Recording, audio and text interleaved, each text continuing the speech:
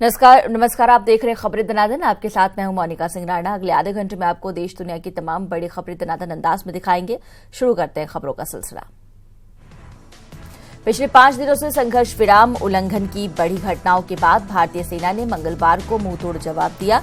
भारतीय जवानों ने नियंत्रण रेखा के पार पाकिस्तान की 7 चौकियां तबाह कर दी। सैन्य सूत्रों के मुताबिक भारत की इस विध्वंसक जवाबी कार्रवाई में पाकिस्तानी सेना के कई जवान मारे गए हैं। संयुक्त अरब अमीरात ने जैश ए मोहम्मद के सदस्य निसार अहमद तांत्रे को भारत को सौंप दिया। जैश का ये आतंकी जम्मू कश्मीर के लेथपोरा स्थित सीआरपीएफ कैंप पर दिसंबर 2017 में हमले का मुख्य साजिशकर्ता है। इस हमले में 5 सुरक्षाकर्मी शहीद हो गए हैं। पाकिस्तान ने T20 क्रिकेट के लिए मशहूर इंडियन प्रीमियर लीग मैचों के प्रसारण पर अपने मुल्क में पाबंदी लगाने का फैसला किया है। पाकिस्तान ने आरोप लगाया कि भारत ने पाकिस्तान में खेल को नुकसान पहुंचाने के लिए संगठित प्रयास किया है। बाकायदा कैबिनेट की बैठक में यह फैसला लिया गया। पीएम मोदी पर बनी फिल्म पर चुनाव आयोग को कोई आपत्ति नहीं है। बॉम्बे हाईकोर्ट में सुनवाई के दौरान ईसी ने कहा कि फिल्म को सेंसर बोर्ड ने क्लियरेंस दी है। फिल्म रिलीज की तारीख में हमारी कोई भूमिका नहीं है।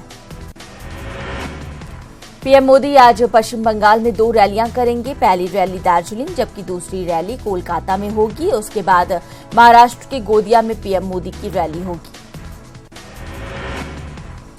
सीएम योगी आदित्यनाथ का मेरठ दौरा आज। चुनावी जनसभाओं को सीएम करेंगे संबोधित। मुख्यमंत्री के आगमन को लेकर प्रशासन मुस्तैद है। कांग्रेस ने जारी किया मैनिफेस्टो, कहा इसमें कुछ भी नहीं है झूठ। मार्च 2020 तक 22 लाख सरकारी नौकरी का वादा। पीएम मोदी पर लगाया वादा खिलाफी का आरोप। कांग्रेस के मैनिफेस्टो को सीएम योगी ने बताया झूठ का पुलिंदा। वित्त मंत्री अरुण जेटली ने कहा देश के लिए नुकसानदायक है ये घोषणा पत्र। मैनिफेस्टो जारी होने के बाद यूपी कांग्रेस का कहना है कि वे अपने प्रचार अभियान के जरिए घोषणा पत्र को गांव-गांव तक पहुंचाएंगे, जिसका लोकसभा चुनाव में बड़ा असर दिखेगा। लखनऊ में कांग्रेस के घोषणा पत्र पर बीजेपी के प्रवक्ता शलभ मणि त्रिपाठी ने कहा कि सबसे पहले गरीबों हटाओ का नारा कांग्रेस पार्टी ने दिया था, पर अब गरीब तो गरीब रह गए और कांग्रेस अमीर हो गई। वाराणसी में सीएम योगी ने युवा सम्मेलन को संबोधित किया और कहा कि युवा मतदाता भारत का भाग्य विधाता है। इस चुनाव में नौजवान अपनी ताकत का एहसास कराएं। ट्रेनों में चाय के कप पर मैं भी चौकीदार छापने पर रेलवे को नोटिस दिया गया। इलेक्शन कमीशन ने पूछा कि कोड ऑफ कंडक्ट लागू होने के बाद भी क्यों नहीं हटाए गए photo. SP supremo Akhilesh Yadav ने कन्नौज में कहा कि डिंपल 6 अप्रैल को नामांकन करेंगी। उन्होंने उम्मीद जताई कि गठबंधन को इतनी सीट मिलेंगी कि बीजेपी का घमंड चूर हो जाएगा। उन्होंने कार्यकर्ताओं और वोटरों को बीजेपी की साजिश से सावधान रहने की हिदायत दी है। कन्नौज में सपा सुप्रीमो अखिलेश यादव ने भाजपा पर जमकर निशाना साधा। अखिलेश यादव ने पीएम पर निशाना साधते हुए कहा कि इस बार चाय चौकीदार वाला मामला चलने वाला नहीं। बीएसपी सुप्रीमो मायावती ने ओडिशा के भुवनेश्वर से चुनावी अभियान का आगाज कर दिया है। मायावती ने कहा कि आजादी के बाद गलत नीतियों के कारण कांग्रेस सत्ता से बाहर हुई थी। संभल में समाजवादी पार्टी के प्रदेश अध्यक्ष नरेश उत्तम पटेल ने कहा कि यूपी में गठबंधन सभी सीटें जीतेगा और बीजेपी का सफाया हो जाएगा। सुल्तानपुर से भाजपा प्रत्याशी मेनका गांधी ने विपक्षियों पर हमला करते हुए कहा कि उनको भी मालूम है कि राफेल में कुछ नहीं है, उनकी सरकार नहीं बनने वाली है। बीजेपी प्रत्याशी जयप्रदा आज रामपुर से अपना नामांकन करेंगी। जयप्रदा का मुकाबला सपा प्रत्याशी आजम खान से है। रामपुर में सपा नेता आजम खान ने भारी दलबल के साथ नामांकन किया। नामांकन के दौरान जोश से भरे सपा कार्यकर्ताओं और जिला प्रशासन के बीच जमकर हंगामा भी हुआ। बीजेपी अध्यक्ष अमित शाह ने बेंगलुरु में रोड शो किया। इस दौरान उनके साथ कर्नाटक के पूर्व सीएम बीएस येदियुरप्पा भी मौजूद रहे। रोड शो को देखने के लिए बेंगलुरु की सड़कों पर लोगों की भारी भीड़ रही। मथुरा के चौमुहा गांव में चुनाव प्रचार के लिए बीजेपी प्रत्याशी हेमा मालिनी पहुंची। इनके साथ यूपी के कैबिनेट मंत्री लक्ष्मी नारायण चौधरी भी मौजूद थे, लेकिन इससे पहले जो कुछ हुआ वो शर्मनाक था। सभा में भीड़ जुटाने के लिए यहां अश्लील डांस का सहारा लिया गया। केंद्रीय मंत्री संतोष गंगवार ने बरेली सीट के लिए पर्चा भरा। नामांकन के दौरान पुलिस ने कलेक्ट्रेट गेट पर कार्यकर्ताओं को चेकिंग के लिए रोका, जिसके बाद नोकझोंक भी हुई। इसके बाद कार्यकर्ताओं ने दारोगा पर बदसलूकी का आरोप लगाते हुए एसपी सिटी से शिकायत की। मुरादाबाद में राजबब्बर और प्रमोद तिवारी के साथ कांग्रेस उम्मीदवार इमरान प्रताप गढ़ी ने नामांकन किया। पहले यहां से राजबब्बर के नामांकन का ऐलान हुआ था, लेकिन फिर पार्टी ने इमरान प्रताप गढ़ी को मैदान में उतारा। इस मौके पर प्रमोद तिवारी ने कहा कि इस बार बीजेपी का जाना तय है और कांग्रेस का आना तय है। जनसत्ता दल के राष्ट्रीय अध्यक्ष रघुराज प्रताप सिंह उर्फ राजा भैया ने कड़ाधाम शक्तिपीठ में शीतला माता के दर्शन कर प्रचार अभियान की शुरुआत की। राजा भैया ने कड़क शाह बाबा की मजार पर चादर चढ़ाकर अपने उम्मीदवारों के लिए जीत की दुआ मांगी। चौथे चरण की 13 सीटों के लिए नामांकन शुरू हो गया है। नामांकन के पहले दिन ही लीक से हटकर भी कुछ प्रत्याशी दिखे। घरों में चौका बर्तन करने वाली एक महिला ने यह कहते हुए नामांकन किया कि उन जैसे गरीबों को सभी पार्टियों ने धोखा दिया, लिहाजा अब वे खुद गरीबों की आवाज उठाएंगी। बदायूं में उप मुख्यमंत्री केशव प्रसाद मौर्य ने विरोधी दलों पर जमकर निशाना साधा और कहा कि राहुल गांधी डर के मारे अमेठी छोड़ गए और गठबंधन जो जनता का पैसा लूटती है। यूपी के डिप्टी सीएम केशव प्रसाद मौर्य बरेली पहुंचे, जहां उन्होंने मीडिया से बात करते हुए दावा किया कि यूपी में इस बार बीजेपी 73 से ज्यादा सीटें जीतेगी। इस दौरान केशव प्रसाद मौर्य ने राहुल गांधी पर निशाना साधा। फतेहपुर सीकरी लोकसभा के धिमश्री गांव में पहुंचे प्रदेश के डिप्टी सीएम केशव प्रसाद मौर्य ने राहुल गांधी को झूठ बोलने की ऑटोमेटिक मशीन बताया।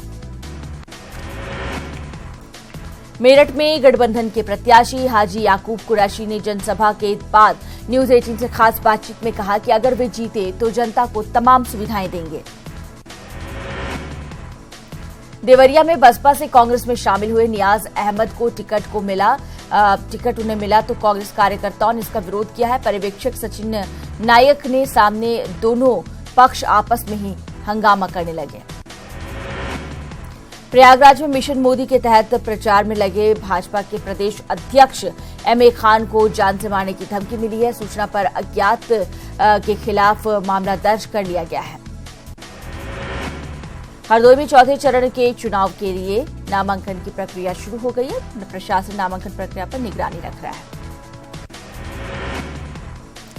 गोरखपुर और वाराणसी में आयोजित युवा सम्मेलन में सीएम योगी आदित्यनाथ ने शिरकत की। इस दौरान सीएम ने कांग्रेस पर हमला बोलते हुए कहा कि जो पार्टी गरीबों के लिए खाता नहीं खुलवा पाई वो क्या उन्हें पैसा देगी। उन्होंने कहा कि राहुल की बुद्धि पर हमें तरस आती है। उन्नाव के लोकतंत्र के महा उत्सव के लिए कलेक्ट्रेट को फूलों के साथ बैनर और पोस्टर से सजाया गया। जिला प्रशासन को उम्मीद है कि इसके जरिए मतदान प्रतिशत बढ़ने में मदद मिलेगी। गोरखपुर के देवरिया रोड पर लोकसभा चुनाव 2019 को लेकर आचार संहिता लागू है। पुलिस स्क्वाड की टीम के साथ वाहनों की चेकिंग और आचार संहिता लागू रहने तक ये सिलसिला जारी रहेगा। मेरठ में पोलिंग डे को लेकर प्रशासन ने सारी तैयारियां लगभग पूरी कर ली हैं। साथ ही लोगों को ईवीएम मशीन और वीवीपैट की भी जानकारी दी जा रही है। भोजपुरी फिल्म अभिनेता दिनेश लाल यादव निरहुआ की मांग पर शासन ने उन्हें Y+ सुरक्षा मुहैया कराई है। निरहुआ ने आजमगढ़ जिला प्रशासन के माध्यम से प्रमुख सचिव गृह और डीजीपी से सुरक्षा की मांग की थी, जिसे शासन ने स्वीकार कर लिया है। बस्ती में कांग्रेस के एक नेता पीएम मोदी के खिलाफ परिवाद दाखिल किया है। इसमें कहा गया है कि मोदी ने काशी विश्वनाथ मंदिर को लेकर जो बात कही है उससे हिंदू संस्कृति को मानने वाले लोग आहत हैं।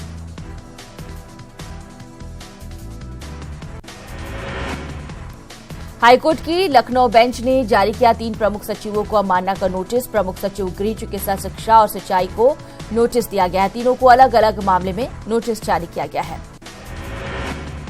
वाराणसी के बीएचयू के बिरला हॉस्टल में छात्र की गोली मारकर हत्या कर दी गई। छात्र को कल बदमाशों ने गोली मारी थी, जिसके बाद छात्र को ट्रॉमा सेंटर में भर्ती कराया गया था। इलाज के दौरान छात्र की मौत हो गई।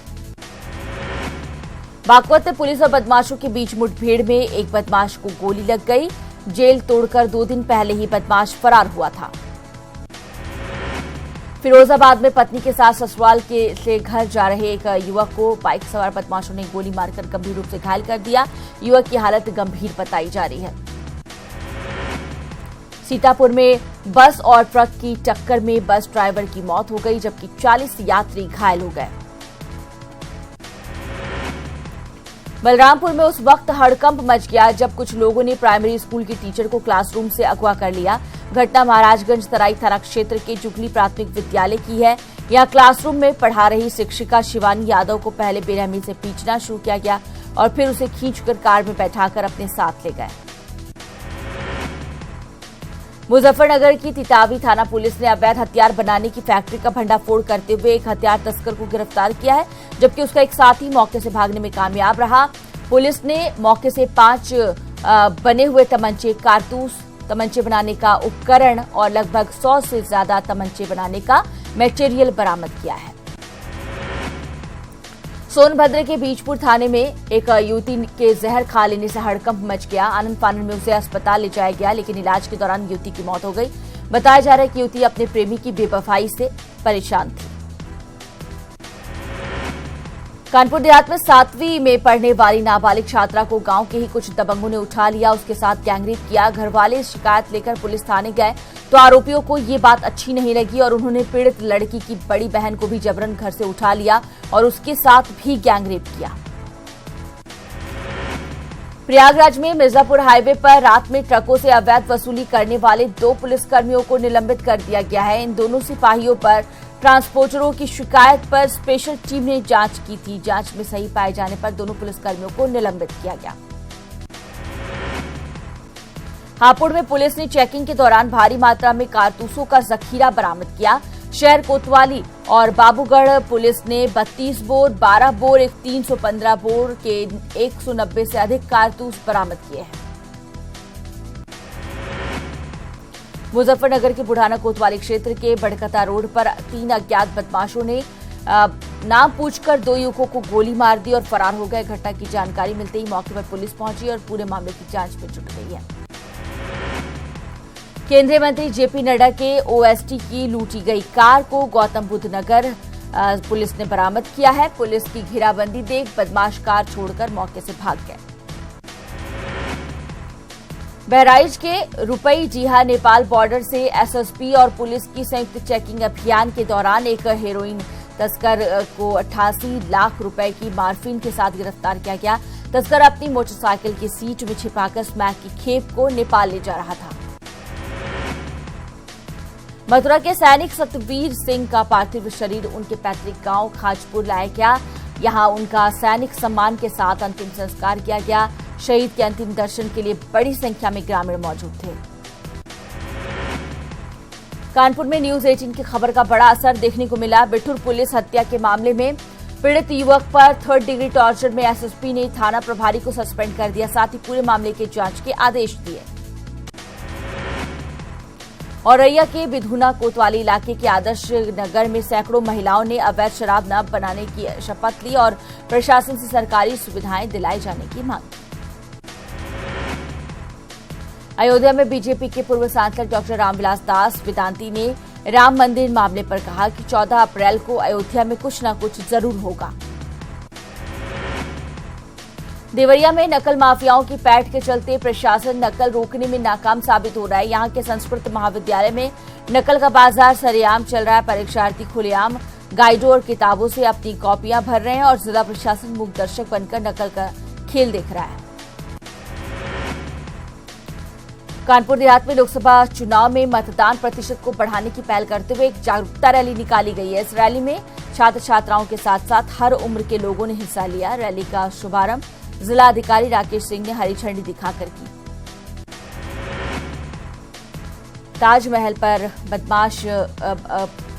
बादशाह शाहजहां का 364वां उर्स आगरा में शुरू हो गया है। 3 दिनों तक चलने वाले इस उर्स के पहले दिन अकीदतमंदों ने शाहजहां और मुमताज की कब्र पर फूलों की चादर चढ़ाई और फातिहा पढ़ी। इस मौके पर शहीद जवानों को श्रद्धांजलि देने के साथ साथ देश के अमन चैन के लिए दुआएं भी मांगी गई। वाराणसी के राजेंद्र प्रसाद घाट पर महामूर्ख मेले का आयोजन किया गया है, जहां कवियों ने अपने छंदों के माध्यम से लोगों को गुदगुदाया, साथ ही राजनीतिक प्रहार भी किए। इस दौरान सभी ने हर हर महादेव का उद्घोष भी किया। बता दें कि काशी के गंगा किनारे हर साल 1 अप्रैल को महामूर्ख मेले का आयोजन किया जाता है। उत्तरकाशी के रामलीला मैदान में आज बीजेपी के राष्ट्रीय अध्यक्ष अमित शाह चुनावी जनसभा को संबोधित करेंगे। इस मौके पर मुख्यमंत्री त्रिवेंद्र सिंह रावत भी उनके साथ मौजूद रहेंगे। बीजेपी के केंद्रीय संगठन महासचिव मंगलवार को अचानक देहरादून पहुंचे। डोईवाला में एयरपोर्ट के पास रामलाल ने बीजेपी नेता और कार्यकर्ताओं से मुलाकात की। पौड़ी सीट पर कांग्रेस प्रत्याशी मनीष खंडूरी की गाड़ी से कांग्रेस का झंडा उतार दिया गया। मनीष खंडूरी चमोली के मायापुर में थे और खंडूरी का आरोप है कि उनकी गाड़ी से पुलिस ने जबरन झंडा उतार दिया। पौड़ी सीट पर कांग्रेस प्रत्याशी मनीष खंडूरी ने चमोली के पीपल कोटी और मायापुर में संपर्क किया और इस दौरान मनीष खंडूरी अपने पिता बीसी खंडूरी के नाम पर वोट मांगते नजर आए। साथ ही कहा कि वो अपने पिता के नक्शे कदम पर चलते हैं। टिहरी लोकसभा प्रत्याशी महारानी राज्य लक्ष्मी शाह के समर्थन में सीएम त्रिवेंद्र रावत ने चकराता में जनसभा को संबोधित किया। उन्होंने बीजेपी से जीत का दावा किया। साथ ही कहा कि इस बार चकराता में कांग्रेस सबसे पीछे रहेगी। आपको बता दें कि टिहरी सीट पर प्रीतम सिंह कांग्रेस प्रत्याशी हैं जो लगातार 4 बार चकराता से विधायक हैं। 6 अप्रैल को राहुल गांधी की रैली श्रीनगर, अल्मोड़ा और हरिद्वार में होनी है, लेकिन हरिद्वार को लेकर सस्पेंस बना हुआ है। पहले हरिद्वार शहर में होना था, बाद में से मुस्लिम समुदाय के धार्मिक स्थल पिरान कलियर में करने की चर्चा थी, लेकिन अब इसे फिर से बदले जाने की चर्चा है। केंद्रीय सामाजिक अधिकारिता मंत्री और उत्तराखंड में बीजेपी के लोकसभा प्रभारी थावरचंद गहलोत मंगलवार को पार्टी के जनसंवाद कार्यक्रम में हिस्सा लेने के लिए हल्द्वानी पहुंचे। इस दौरान गहलोत ने कांग्रेस के घोषणा पत्र को देश विरोधी करार दिया और देश में 400 से ज्यादा सीटें जीतने का दावा किया। उत्तराखंड कांग्रेस ने लोकसभा चुनाव को लेकर पार्टी की घोषणा पत्र का स्वागत किया है। प्रदेश उपाध्यक्ष सूर्यकांत धस्माना का कहना है कि जिन मुद्दों पर कांग्रेस सरकार ने कोई काम नहीं किया, उन मुद्दों की बात कांग्रेस ने हमेशा की और आगे भी करती रहेगी। कांग्रेस का कहना है कि राहुल गांधी संभव बात करते हैं, जबकि प्रधानमंत्री मोदी असंभव बात करते हैं। कांग्रेस ने अपने चुनावी घोषणा पत्र में 22 लाख नौकरियां देने की बात कही है, पर इस घोषणा पत्र में युवाओं की मिलीजुली राय है। युवाओं का क्या कहना था वो भी हमने सुना और अब जाना हमने कि किस तरह से वो कह रहे हैं कि सिर्फ घोषणाएं की जाती हैं, वादे कभी पूरे नहीं किए जाते हैं। खानपुर विधायक कुंवर प्रणव सिंह चैंपियन और देशराज कर्णवाल के जुबानी जंग में आए दिन नया मोड़ आ रहा है। अब चैंपियन ने देशराज कर्णवाल की विधायकी पर ही सवाल खड़े कर दिए। उन्होंने कहा कि फर्जी प्रमाण पत्रों के आधार पर देशराज कर्णवाल विधायक बने हैं। लोकसभा चुनाव 2019 के लिए उत्तराखंड में पोस्टल मतदान शुरू हो गया है। निर्वाचन आयोग ने चुनाव के दौरान ड्यूटी कर रहे सभी कर्मचारियों के लिए पोस्टल बैलेट की व्यवस्था की है, जिससे कर्मचारी अपने मताधिकार का प्रयोग कर सकें। हरिद्वार संसदीय सीट पर बीजेपी प्रत्याशी निशंक के समर्थन में महिला मोर्चा ने विशाल बाइक रैली निकाली। इस बाइक रैली का नेतृत्व निशंक की बेटी आरुषि कर रही थी, जिसमें बड़ी संख्या में महिलाएं स्कूटर, मोटरसाइकिल पर सवार होकर निकली। खुद पर मुकदमा दर्ज होने के बाद अज्ञातवास में चल रहे शिक्षा मंत्री अरविंद पांडे आखिरकार नैनीताल उधम सिंह नगर लोकसभा सीट से बीजेपी प्रत्याशी अजय भट्ट के चुनाव प्रचार में गए। उधर बीजेपी प्रत्याशी अजय भट्ट ने भी चुनावी जनसभा के दौरान अरविंद पांडे की तारीफ करते दिखे। हल्द्वानी से खबर है, जहां पार्टियों में दल बल का खेल लगातार जारी है। इस बार कांग्रेस ने बीजेपी में सेंध लगाई है। बीजेपी महिला मोर्चा की पूर्व प्रदेश अध्यक्ष मंजू तिवारी ने बीजेपी का दामन छोड़ कांग्रेस का दामन थाम लिया। इस दौरान कांग्रेस के महासचिव हरीश रावत और इंदिरा हृदयेश मौजूद रहीं। लोकसभा चुनाव के चलते जहां नेताओं के दल बदल और बागियों की घर वापसी का सिलसिला शुरू हो गया है, वहीं कोटद्वार में धीरेन्द्र चौहान की पार्टी में वापसी पर लैंसडाउन विधायक दिलीप रावत ने पार्टी पर ही सवाल खड़े कर दिए। वहीं धीरेन्द्र चौहान ने भी अपना पक्ष रखा। फेसबुक पर अपनी पोस्ट को अगर प्रत्याशी बूस्ट कराते हैं तो वो प्रत्याशी के खर्चे में जोड़ा जाएगा। चुनाव आयोग ने इसके लिए 3 लोकसभा प्रत्याशियों को नोटिस भी भेजा है, जिनमें हरिद्वार से भाजपा प्रत्याशी रमेश पोखरियाल निशंक, टिहरी से निर्दलीय प्रत्याशी संजय कुंडिलिया और पौड़ी से कांग्रेस प्रत्याशी मनीष खंडूरी के नाम शामिल हैं। चुनावी समर में खुद के वजूद को तलाशने उतरी क्षेत्रीय दल यूकेडी ने राष्ट्रीय दलों पर स्थानीय हितों को दरकिनार करने का आरोप लगाया। दल के केंद्रीय संरक्षक काशी सिंह एरी ने कहा कि लोकसभा चुनाव में कांग्रेस और भाजपा ने राज्य के मुद्दों से दूरी बनाई हुई है। टिहरी के पूर्व विधायक और पीजीएफ कोटे से पूर्व कैबिनेट मंत्री दिनेश धने के कांग्रेस में शामिल होने की चर्चाओं को धने ने नकारते हुए कहा कि मैं और कार्यकर्ता किसी दल में शामिल नहीं होंगे और हम अपना खुद का राजनीतिक दल बनाएंगे। लोकसभा चुनाव से ठीक 8 दिन पहले खटीमा के खेतासंडा में लोगों ने चुनाव बहिष्कार किया है, फैसला लिया है। खेतासंडा में वन विभाग की जमीन पर 30 सालों से रह रहे लोगों ने सरकार पर मूलभूत सुविधा नहीं देने का आरोप लगाया है। इसी के साथ बुलेटिन में फिलहाल के लिए बस इतना ही। दीजिए इजाजत। नमस्कार।